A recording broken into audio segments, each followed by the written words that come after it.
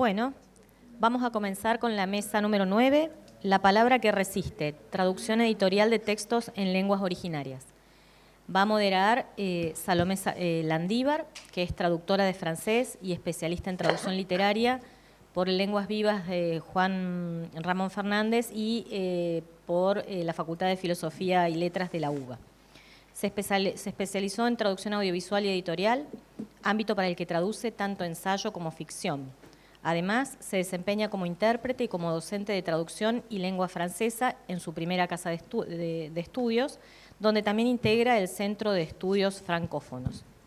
Ha coordinado talleres de traducción en Argentina y Colombia y desde 2019 colabora en la Comisión de Traducción Editorial de la ATI. En 2024 recibió el título de embajadora de la Francofonía de las Américas por el Centro de Francofonía de América de Quebec, Canadá, y publicó su primer poemario No hay entierro sin flores por la editorial Pinos Oscuros de Tandil. Los dejo con Salo. Gracias, Ceci.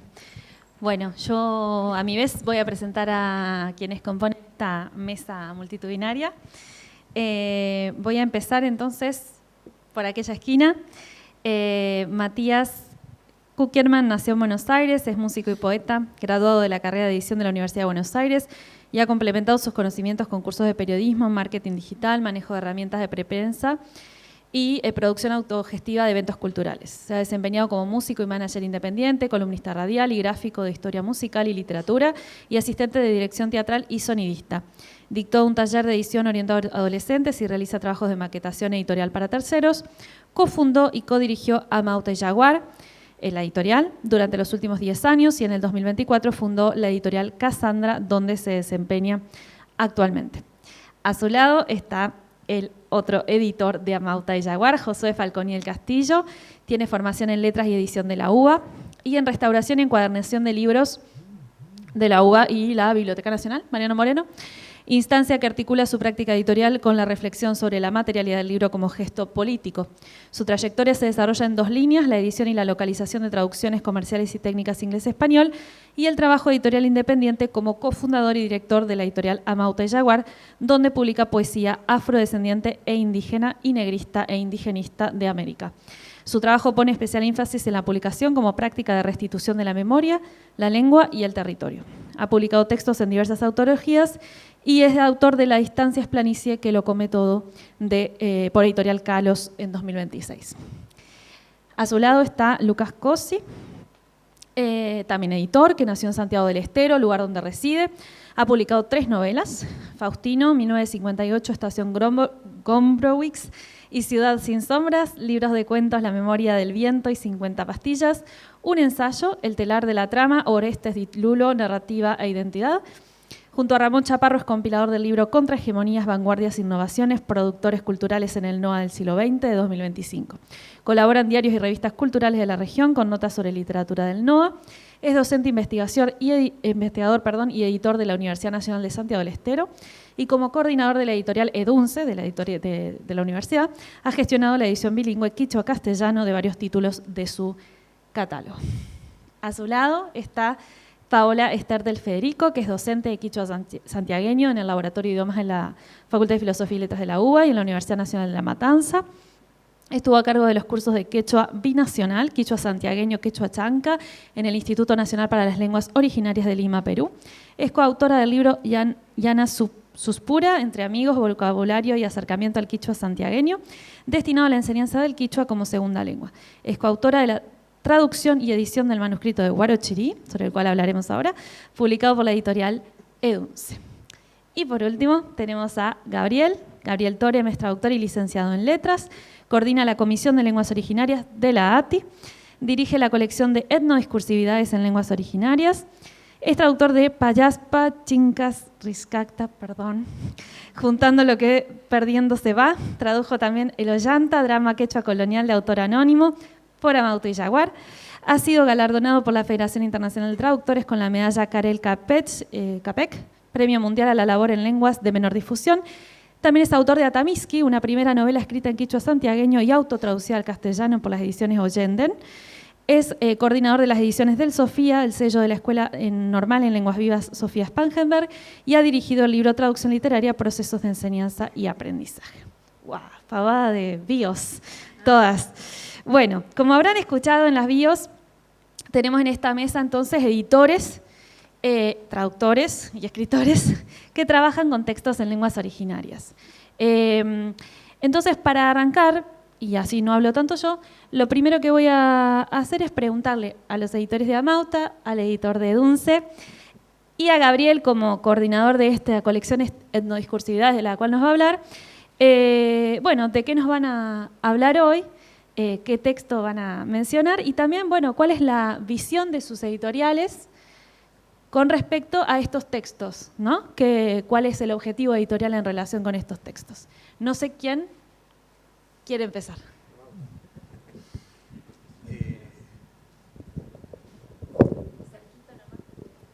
Como Luis. Perdón, la pregunta de vuelta porque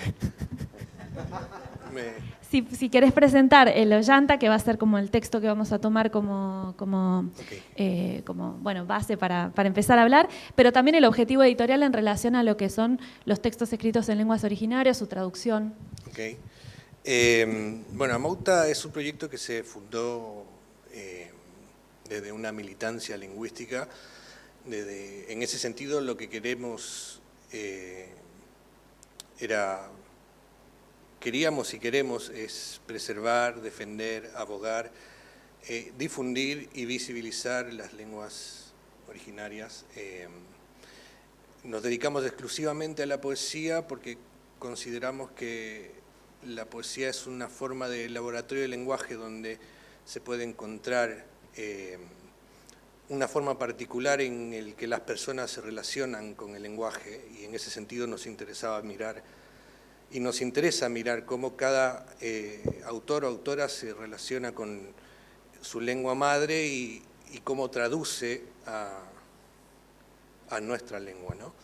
Ese es como el eje fundamental de Amauta. De ahí se desprenden muchos más objetivos, pero para resumir es ese el objetivo y la misión que tenemos, ¿no?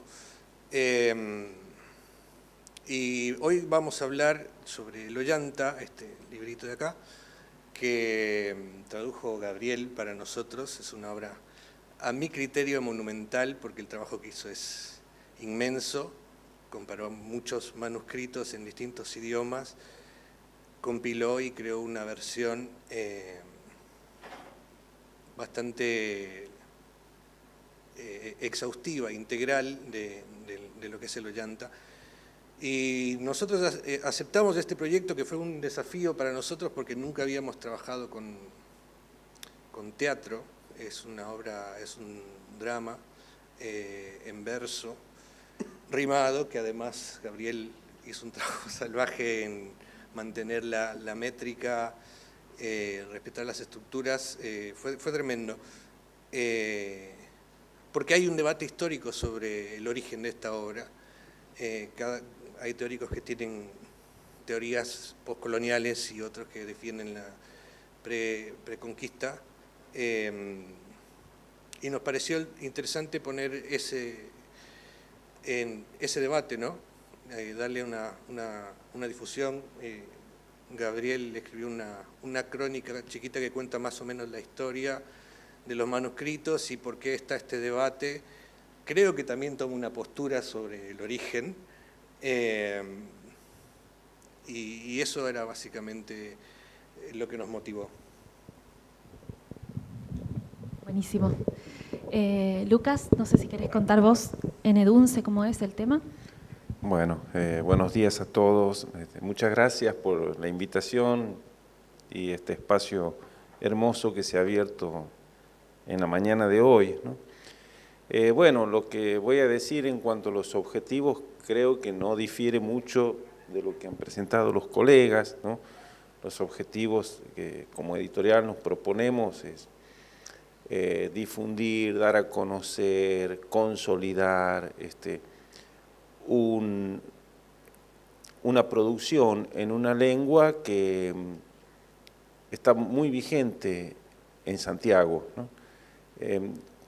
Nosotros tenemos que decir algo del contexto de publicación de esto. Nosotros estamos en Santiago del Estero, es una provincia que históricamente, lingüísticamente, ha tenido más vinculación al polo andino alto peruano que al polo marítimo rioplatense. De hecho, la presencia del quichua en Santiago tiene que ver con eso. Es una población donde en el centro geográfico de la provincia, entre los ríos Salado y Dulce, hay una masa importante de hablantes quichuas nativos, ¿no? Es un número muy difícil de registrar. Yo simplemente puedo dar un número que lo maneja Jorge Alderete y Lelia Albarracín, que ellos plantean la cifra de 150.000 hablantes, ¿no? No sabemos, es muy difícil, pero son, como que quiera que sea, son muchos. Es decir, Santiago del Estero tiene una presencia muy fuerte del quichua, ¿no? Y nuestra editorial, casi desde su nacimiento, ha tenido un desafío en relación con publicaciones en quichua o sobre quichua. Creo que uno de los 3 primeros libros que tuvimos en nuestro catálogo es un libro de Héctor Andriani, Quichuas, Picardías y Zorros, ¿no? Un estudio etnográfico. Tuvimos después el desafío de hacer el diccionario quichua-castellano de Lelia Albarracín, que circuló muy bien y lo estamos trabajando para su segunda edición. Y ya cuando yo estuve en EDUNCE, pues estos libros salieron en una etapa anterior. Ya cuando estuve en EDUNCE, con Gabriel fuimos invitados a formar parte de la colección Etnodiscursividades, de la cual les va a contar algo Gabriel. Nosotros entramos con un libro que se llama Ancho y Chuspi, de Corocho Tevez, de Héctor Tevez. Ese fue el primer libro bilingüe que EDUNCE produjo. También el libro tuvo muy buena recepción, y en ese entonces nosotros ya empezamos a percibir que la editorial empezaba a tener un rasgo vinculado a la publicación de textos quichuas o en referencia al quichua, ¿no? En esa oportunidad, cuando se presentó Ancho y Chuspi en esta misma sala, se presentó la colección, digamos, en esta misma sala, estuve con Atila Karlovich, que me dijo en ese entonces, así como anticipándome, tengo ahí algunas cosas del manuscrito de Huarachiri, me interesaría que conversemos sobre el punto. Y le dije, bueno, la verdad que a mí, cuando me dice, me interesaba muchísimo como editor, ¿no? Y quedó eso pendiente hasta que en un momento nos avisan, se comunican con nosotros, con Paola, Josefina Navarro y Atila, ¿no? De que querían hacer el manuscrito, ¿no? Empezamos a trabajar en un proceso conjunto, primero ellos, en todo el proceso de producción, que Paola les va a contar sobre el punto, y nosotros ya cuando recibimos los originales, un trabajo bastante laborioso, porque tuvimos que hacer mucha interacción con ellos como traductores, pues siempre en el texto hay pequeñas revisiones que abordar, ¿no? Y la verdad que quedamos muy conformes después cuando salió nuestro producto, que es este libro, ¿no? Con traducción de Paola, Josefina Navarro y Atila Karlovich, y además de los estudios preliminares y las notas, ¿no? Entonces, eso lo asumimos como en esta dirección que empezamos a ver que EDUNCE tenía de asumir el desafío de publicar lenguas originarias, en este caso quichua, ¿no?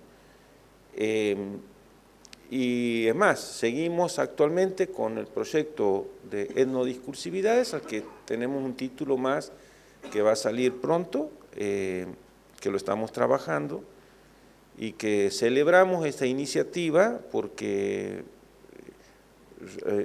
realmente cuando uno se pregunta quiénes editan o quiénes editamos en lenguas originarias, y la verdad que somos muy pocos, y los invito, si salen a hacer un relevamiento aquí, que es la mayor concentración de libros que podemos encontrar en la Argentina, busquen qué pueden encontrar en lenguas originarias, y fuera de estos libros que están aquí y algunas cosas más que puedan aparecer, o de pequeñas editoriales o de editoriales universitarias, creo que no van a encontrar nada más. Y creo que los editores, tanto los editores independientes como las editoriales universitarias, tenemos ya por naturaleza la función de generar un espacio de letra impresa para todas aquellas voces que no encuentran un lugar, ¿no? La industria editorial es tirana, hay un poder editorial que se ejerce y que selecciona y etiqueta, y generalmente nuestras propuestas en lenguas originarias no tienen espacio, y bueno, ahí estamos llamados nosotros a cubrir eso, porque en realidad son voces que quieren ser escuchadas, porque a nosotros nos pasa que viene gente y nos pide libros quichuas, y a veces no saben lo que piden, a veces dicen, como hace unos días que llega un señor al local de ventas de la editorial y dice, quiero el libro de quichua, dice. Y nosotros no entendíamos bien qué pedía y le mostramos a algunos de los que tenían, sí, dice, y se lo llevó contento. Es decir, hay una demanda,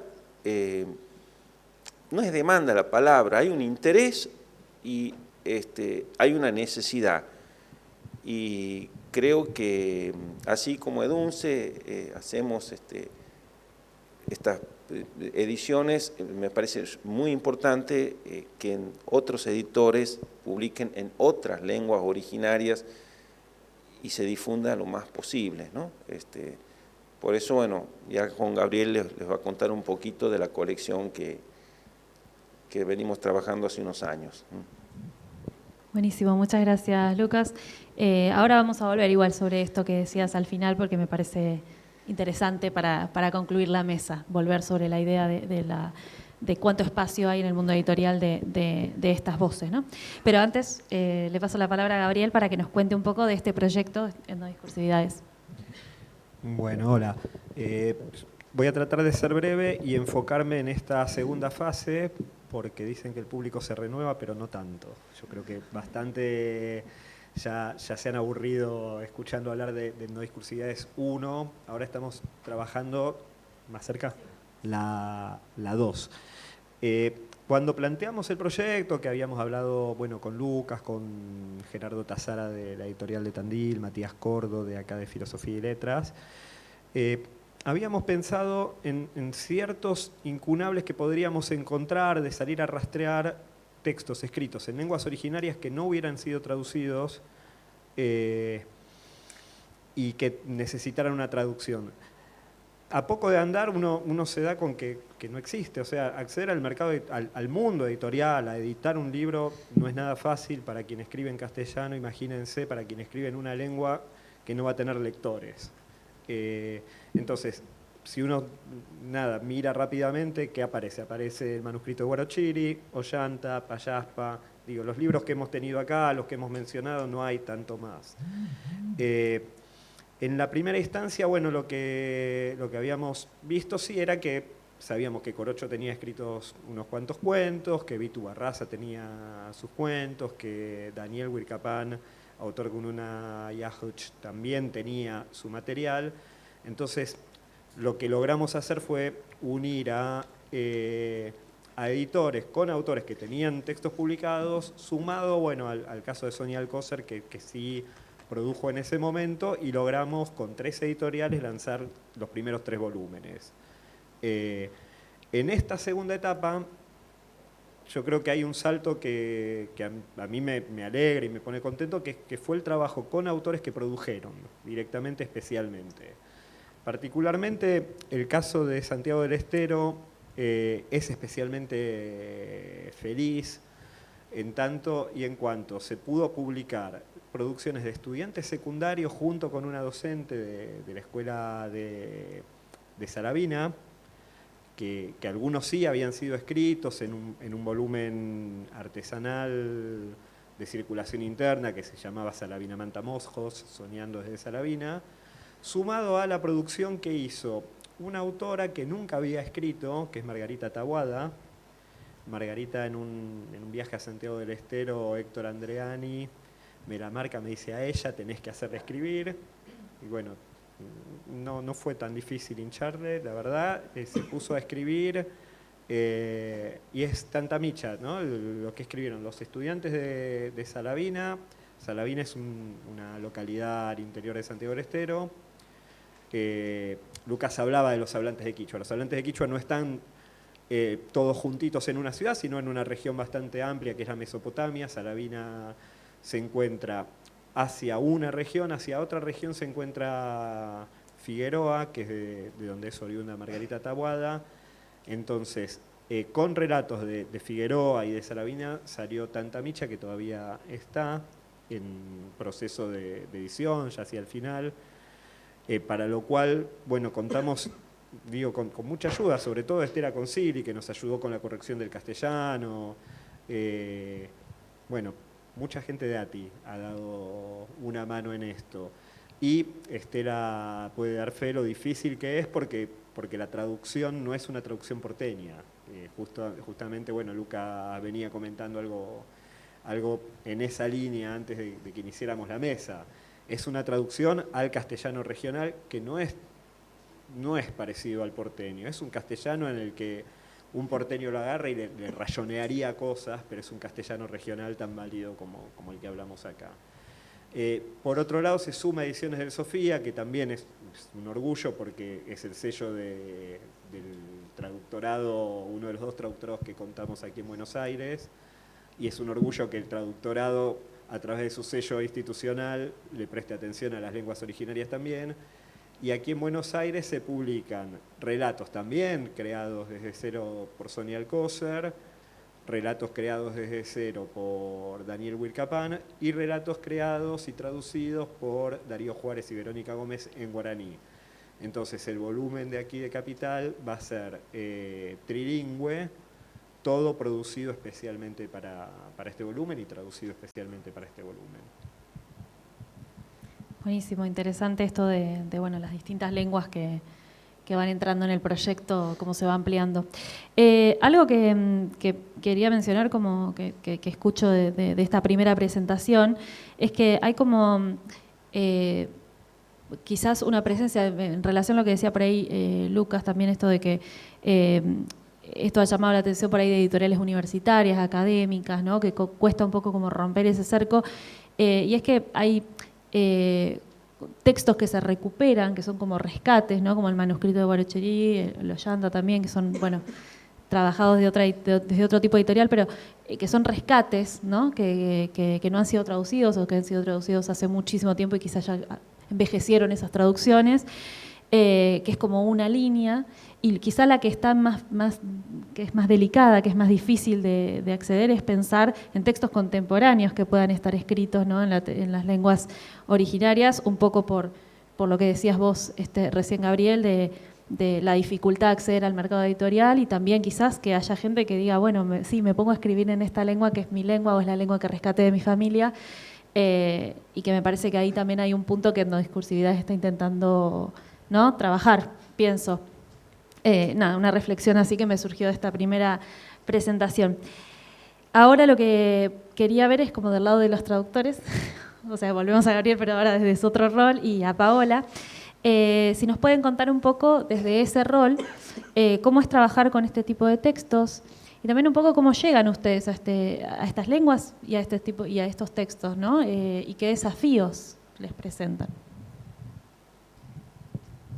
Bueno, muchas gracias por este espacio. Hola a todos.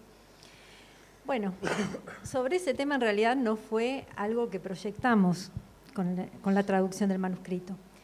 Hace varios años empezamos a reunirnos de manera informal con mis colegas y amigos Atila Karlovich y Josefina Navarro, con la intención de leer algún texto en quechua para no perder la continuidad y sobre todo para no perder la práctica del idioma. En ese momento ni se nos cruzaba por la cabeza la idea de publicar nada. Lo que nos impulsaba era las ganas de traducir y de compartir charlas sobre la cultura de los pueblos andinos, para mantenernos activos en la lengua y continuar aprendiendo. Teníamos sobre la mesa dos textos fundamentales para la literatura quechua: la autobiografía de Gregorio Condori Mamani y los manuscritos de Huarochirí, un texto redactado en quechua del siglo XVII, en el que se relata las costumbres y tradiciones de los pueblos del lugar, de las sierras centrales, de las sierras de Lima. Bien, como Atila era nuestro profesor, sabíamos que íbamos a aprender muchísimo, eligiéramos lo que eligiéramos. De eso estábamos seguras. Nos decidimos por el manuscrito. Teníamos en la mano la versión de Gerard Taylor, que es también uno de los principales estudiosos de este manuscrito. Es un lingüista y filólogo francés. Y bueno, utilizamos esta versión que fue nuestra guía, el texto en quechua y el texto en castellano. Así que lo que empezó como un encuentro de lectura nos terminó sorprendiendo. A medida que avanzábamos nos encontrábamos con una fuente de información cultural valiosísima. Pero lo que más nos atrapó fue encontrar cosas que nos resultaban familiares del quichua santiagueño. Palabras comunes, la forma en la utilización de los sufijos, relatos que nos hacían pensar todo el tiempo en el quichua santiagueño. Ese vínculo nos involucró cada vez más y ahí fue cuando nuestro trabajo cambió de escala. Comenzamos a sentir la necesidad de compartir lo que hacíamos y empezamos a ponernos más exigentes con la traducción, a definir metas y a darle forma a nuestra traducción y a pensar en una publicación. La oportunidad se dio cuando coincidimos en Buenos Aires, como contó Lucas acá presente. Atila le contó sobre nuestro trabajo, a Lucas le entusiasmó la idea y nos abrió las puertas de la editorial. Así que estamos muy agradecidos por ese respaldo, porque creemos que el respaldo universitario en este tipo de publicaciones es muy importante, es fundamental. Así lo que empezó como un espacio para practicar y charlar terminó tomando la forma de este trabajo que hoy presentamos. Sigo. Me preparé el machete. Bueno, en lo personal siempre me interesaron mucho las lenguas originarias, conocer cómo se refleja en la lengua el pensamiento de un pueblo. Comencé mis estudios con el quichua santiagueño, una de las variedades dialectales de la amplia familia quechua, que se habla en Argentina. Luego continué avanzando con otras variedades del quechua sureño, y mi interés en la investigación fue creciendo a medida que avanzaba en mis estudios y sigo transitando ese camino, por supuesto, de conocer, interpretar y admirarme con lo que voy conociendo. Mi primer acercamiento a este texto fue hace bastante tiempo, gracias a un libro que para mí es muy valioso. Se llama Sisa Payana, de Mario Tevez, un gran profesor nuestro, y de Atila Karlovich. Es una antología de textos olvidados o difíciles de encontrar. Perdón, no estoy acostumbrada. Bien, como dije, una antología de textos olvidados o difíciles de encontrar. Una de esas recopilaciones es un fragmento de la introducción del manuscrito de Huarochirí. Me pareció muy interesante, pero en ese momento no indagué mucho y quedó como quedan esas cosas que uno apunta para ver más tarde, ya iba a llegar la oportunidad de profundizar. Cuando nos encontramos y comenzamos a leerlo y a trabajarlo, nos dimos cuenta de lo relevante que era.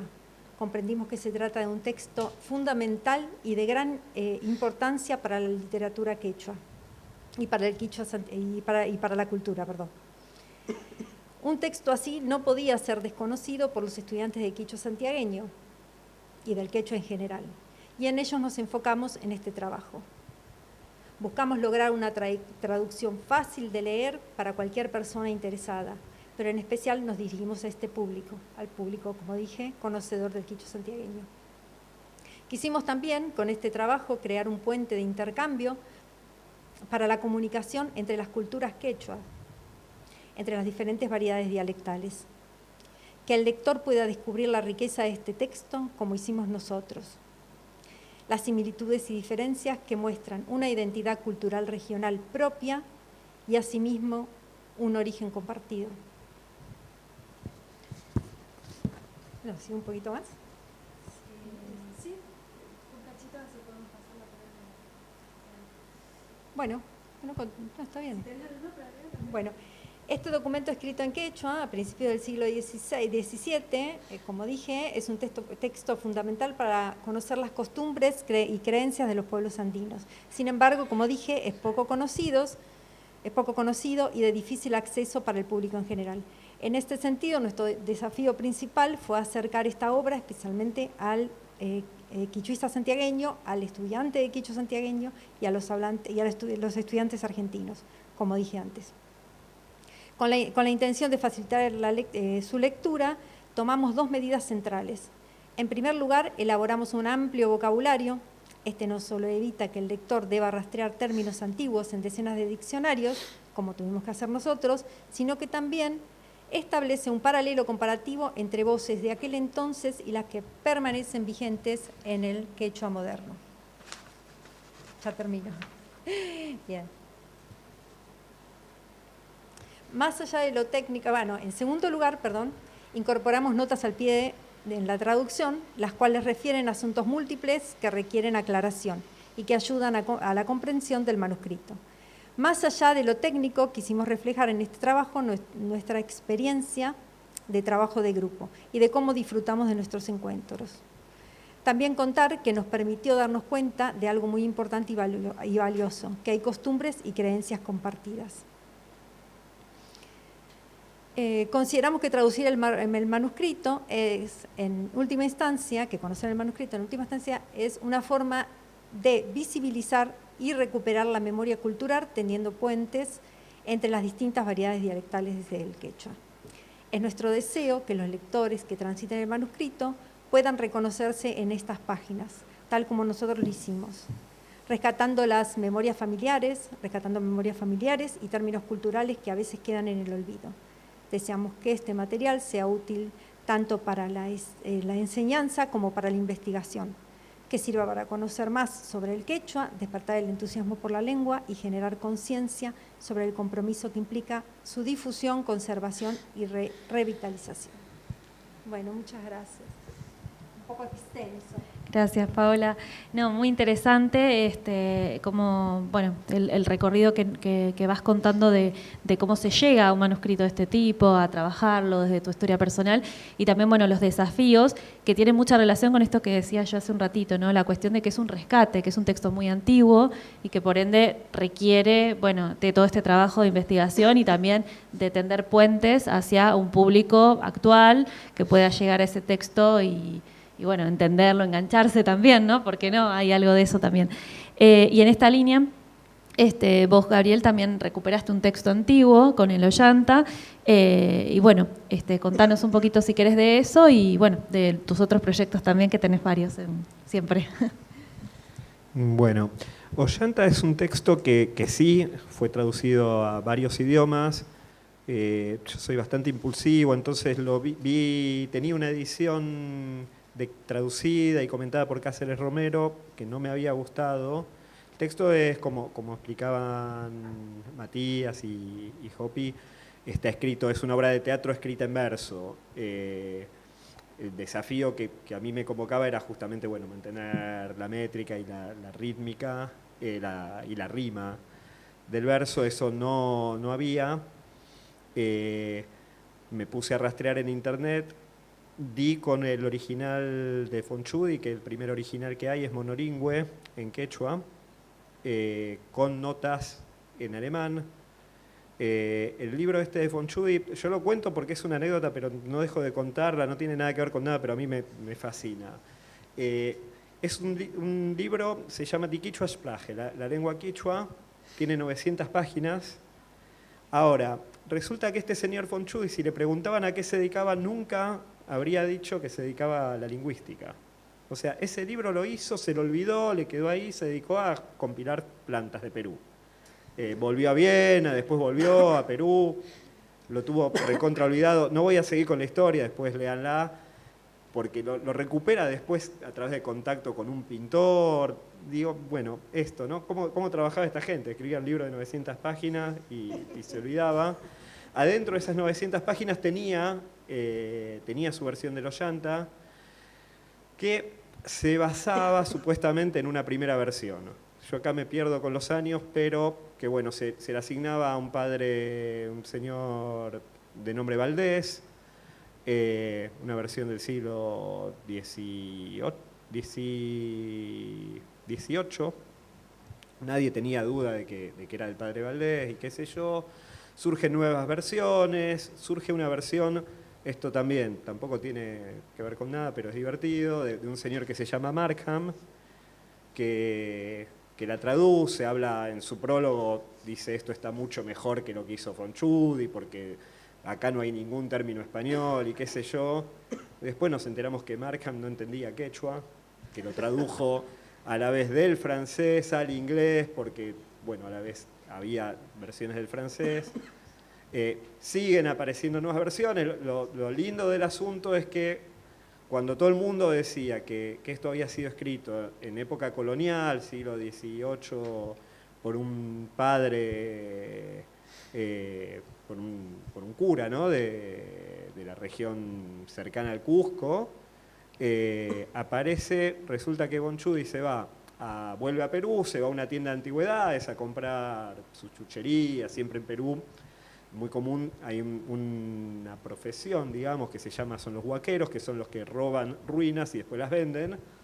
Es una costumbre que hay en la zona. Bueno, va a comprar, a buscar qué puede recuperar, ¿no? de estos huaqueros. Y alguien le dice, sí, tengo libros ahí, qué sé yo, los lleva y se da con un manuscrito que está fechado Bolivia. Ustedes me van a ayudar con los años. No me acuerdo si 1695 o 1795, es gravísima la diferencia, pero no importa. Pero es de mucho antes de que naciera Valdés. Entonces ahí es donde los chicos mencionaban esto de si no se sabe si es pre-incaico o incaico, porque el quechua, hay algo que es obvio, ¿no? El quechua es una lengua ágrafa y más vale que no iban a escribir igual que nosotros, con caracteres romanos, ¿no? Antes de la llegada de los españoles.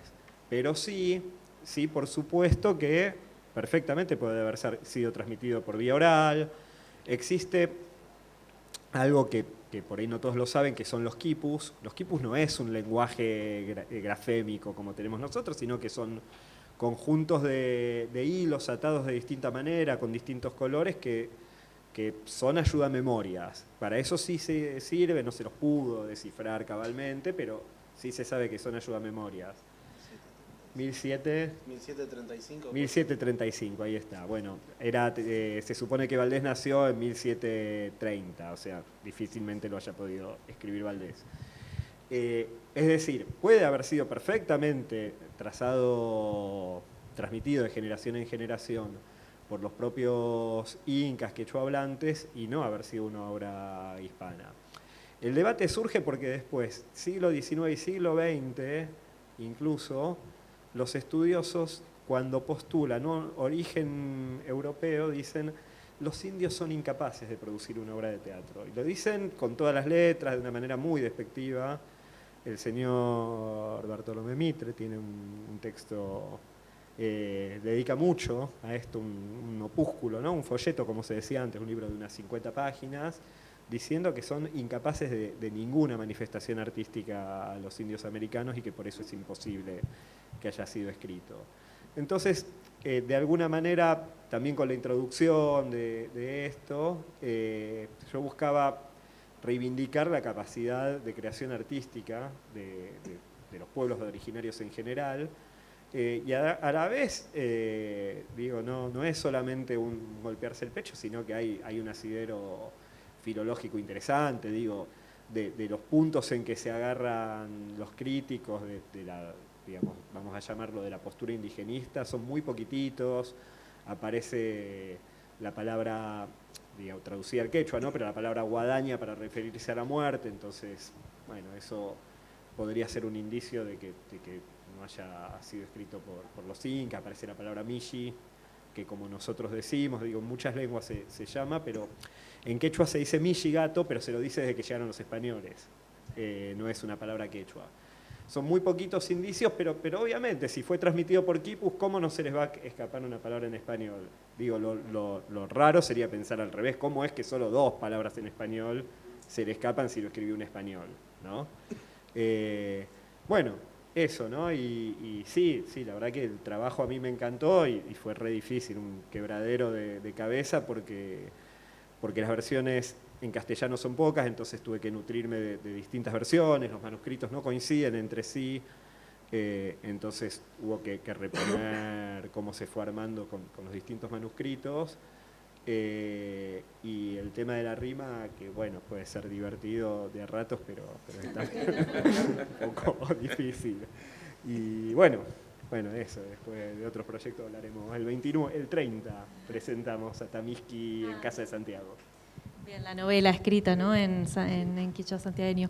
Estamos cortos de tiempo, o sea, es así, de tirano el tiempo, pero quiero hacer una última pregunta, si pueden ser breves solamente, pero me parece fundamental porque es algo que salió en todo, me parece, que es esto de, bueno, sale la palabra recuperación, sale la palabra reivindicación, sale la palabra, bueno, esto, cómo fueron tratados durante mucho tiempo ciertos textos, autores, etcétera, y me parece importante que acá hay una apuesta, ¿no? En todas estas, tanto desde los que traducen como desde los que editan, por esto, reivindicar, recuperar, traer todas estas voces minorizadas, minoritarias, también por cuestiones históricas, y entonces, bueno, alguna breve reflexión si tienen en relación con esto, con la cuestión de la recuperación. Bueno, Lucas decía hoy, hay muy poco publicado, ¿no?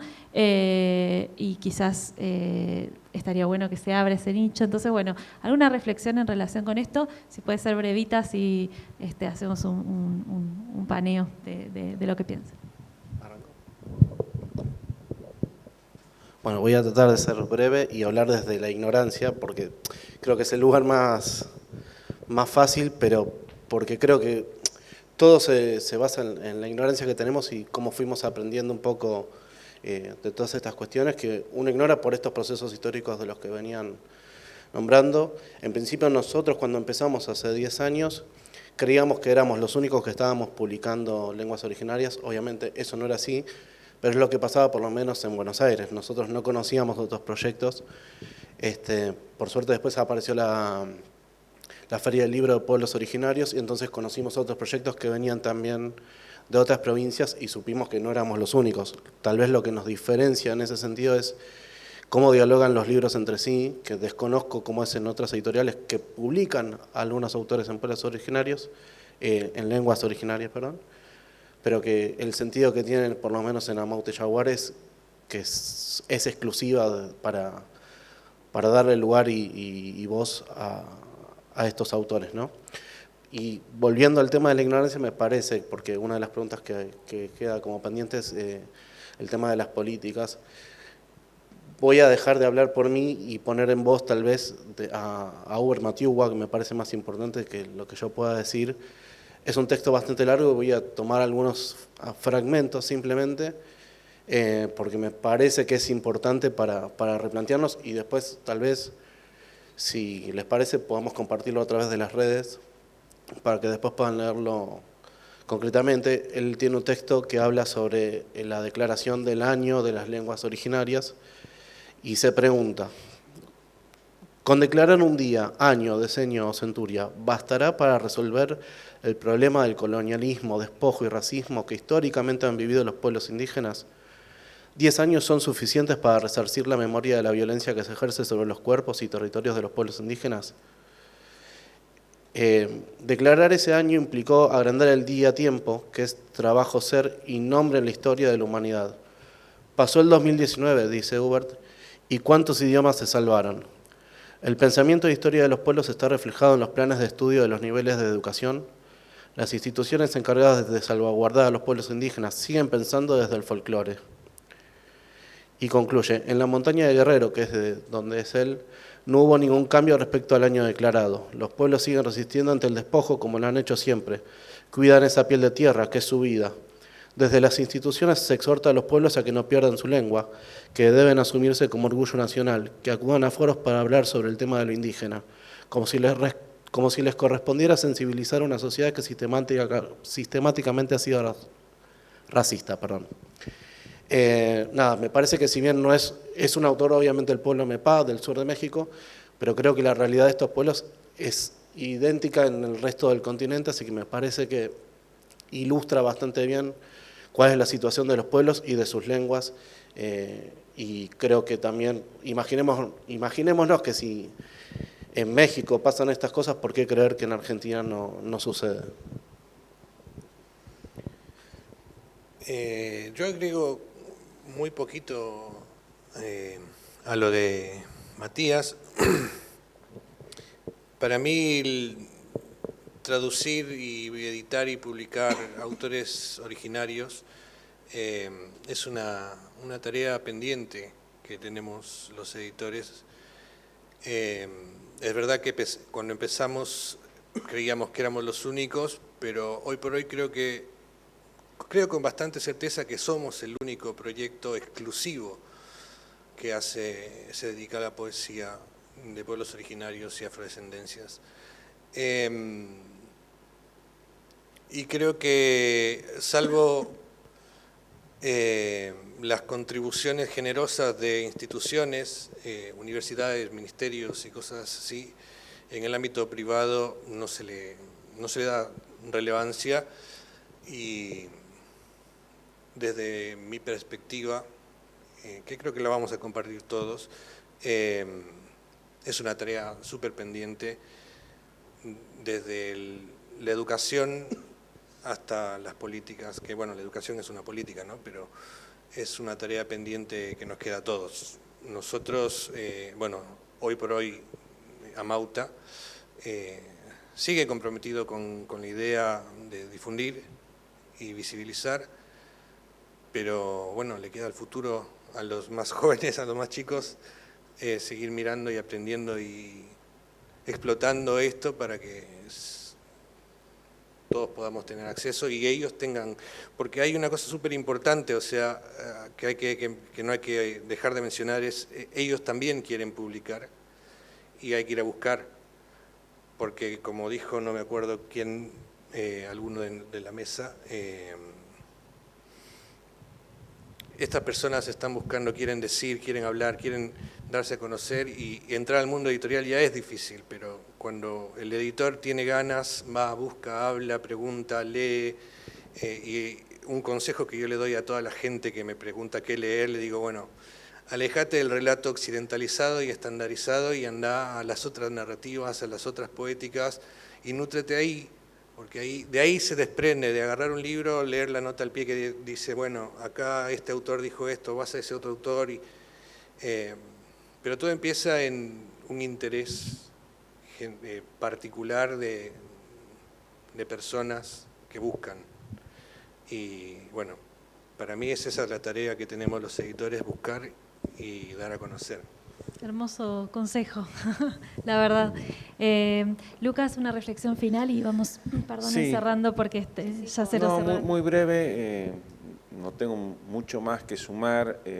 Recupero esta preocupación de que es una materia pendiente, digamos, la edición de textos en lenguas originarias.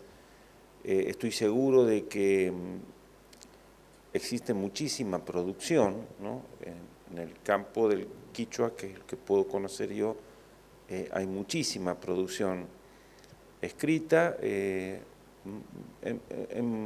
En buena medida algo se ha recuperado, ¿no? Aquí Gabriela ha mencionado, por ejemplo, Sisa Payana, y tenemos una lista de unos libros publicados en distintas editoriales en base a textos quichua o quichua castellano, ¿no? Así que es un desafío seguir esa senda, consolidar. Nosotros lo asumimos como editorial y sabemos que nuestros lectores lo esperan, porque por eso nos sentimos interpelados. Nuestros lectores, los lectores de nuestro catálogo, esperan que sigamos en esta búsqueda, ¿no? Así que, bueno, de mi parte es lo que puedo aportar, ¿no? Excelente, muchas gracias. Me parece que hay dos cosas fundamentales que son esto, ¿no? Que hay un público que lo está esperando, quizá, y también el consejo de llevar al público a estos textos, como decían recién Jopi y Matías. Perdonen que voy a tener que cerrar y no vamos a tener tiempo para preguntas, pero ahora afuera podemos seguir charlando al respecto. Muchas gracias a quienes integraron la mesa, gracias a ustedes. Les pido un aplauso para ellos.